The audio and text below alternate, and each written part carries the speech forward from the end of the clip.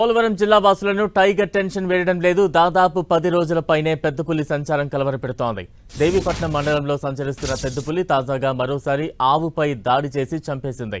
2 రోజుల నుంచి దేవీపట్నం మండలంలోని చిన్న రమణయ్యపేటలో తిష్టవేసిన పెద్దపులి అటవీ ప్రాంతంలో మేత మేసేందుకు వెళ్లిన ఆవుపై దాడి చేసి చంపింది.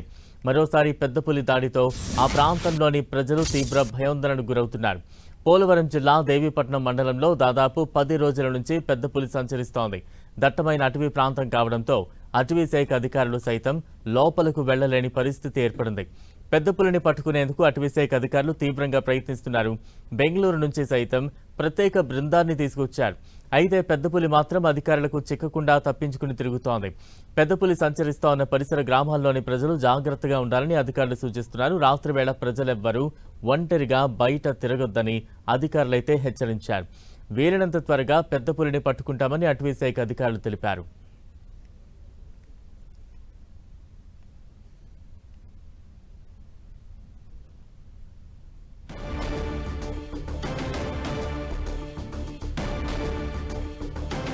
పెద్దపులి సంచారంపై మరింత అప్డేట్స్ అందించేందుకు మా ప్రతినిధి సతీష్ సిద్ధంగా ఉన్నారు. సతీష్,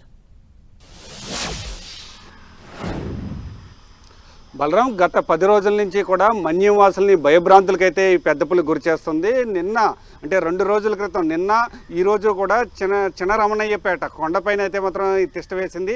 దేవీపట్నం మండలంలోనే గత 10 రోజుల నుంచి కూడా ఈ పెద్దపులి అయితే మాత్రం సంచారం ఇటు గిరిజన వాసులను అయితే మొత్తం భయభ్రాంతులకు గురి చేస్తున్న పరిస్థితి కూడా మనకు కనిపిస్తుందని కూడా మనం చెప్పుకోవచ్చు. మనం విజువల్స్లో కనుక చూసుకుంటే కనుక చిన్న రమణయ్యపేట కొండ, ఈ కొండ ఏదైతే ఉందో ఈ కొండ పై భాగంలోనే పులి అయితే మాత్రం సంచరిస్తున్నట్లు అటవీ శాఖ అధికారులు అయితే మాత్రం గుర్తించారు. దీనికి సంబంధించి కేవలం రాత్రి సమయంలోనే 12 గంటలు దాటిన తర్వాత కిందకైతే మాత్రం వస్తున్నట్లయితే పులి కదలికలను అయితే మాత్రం రేడియో కాలర్ ద్వారా అంటే రేడియో కాలర్ ట్రాకింగ్ ద్వారా అయితే పులి కదలికలని అటవీ శాఖ అధికారులు అయితే మాత్రం గుర్తిస్తున్నారని కూడా మనం చెప్పుకోవచ్చు.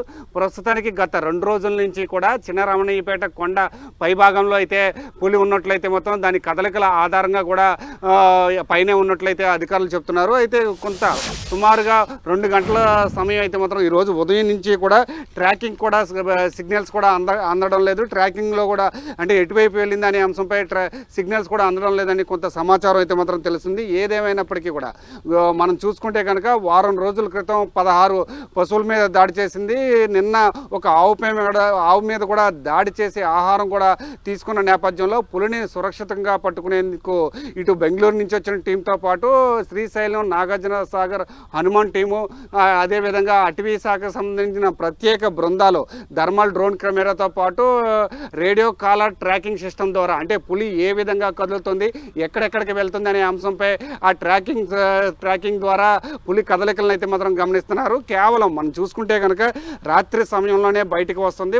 ప్రస్తుతానికి అయితే మాత్రం ఎప్పుడైతే ఆహారం దానికి అవసరం అవుతుందో ఆ సమయంలోనే పశువుల మీద కూడా దాడి చేస్తున్న పరిస్థితి కూడా ఇక్కడ నెలకొంది. ఇప్పటి వరకు కూడా ఎటువంటి మనుషుల మీద కూడా పులి ఇప్పటి వరకు కూడా దాడి చేయలేదు. అయితే పులిని సురక్షితంగా పట్టుకునేందుకు ప్రత్యేకమైన బృందాలు ఇటు థర్మల్ డ్రోన్తో పాటు ప్రత్యేకమైన బోన్లు కూడా ఏర్పాటు చేశారు. పులి కదలికల ఆధారంగా దాన్ని పట్టుకునేందుకైతే ప్రయత్నాలు అయితే మాత్రం చేస్తున్నారు. అయితే ట్రాంక్లైజర్ గన్లతో కూడా ఒక టీంని అయితే సిద్ధం చేసి ఉంచారు. అయితే ఏదైనా రిమోట్ ఏరియాలో కనుక పులి వెళితే కనుక ఆ రిమోట్ ఏరియా ద్వారా అంటే ఆ ప్రాంతంలో ట్రాంక్లైజర్ గన్స్ను వాడడానికి అయితే అవకాశం ఉంటుంది. ప్రస్తుతానికైతే అలాంటి పరిస్థితులు గత 10 రోజుల నుంచి కూడా అలాంటి పరిస్థితులు అయితే మాత్రం లేని నేపథ్యంలో పులిని సురక్షితంగా పట్టుకునేందుకు ఇటు అటవీ శాఖ అధికారులు కావచ్చు, లేకపోతే ప్రత్యేక బృందాలు కావచ్చు, సుమారు 200 మంది అయితే మాత్రం పులిని పట్టుకునే పనిలో అయితే నిమగ్నమై ఉన్నారని కూడా మనం చెప్పుకోవచ్చు. అయితే దీనికి సంబంధించి పశువుల మీద ఏదైతే దాడి చేస్తుందో ఆ పశువుల మీద దాడి చేసిన ప్రతి చోట కూడా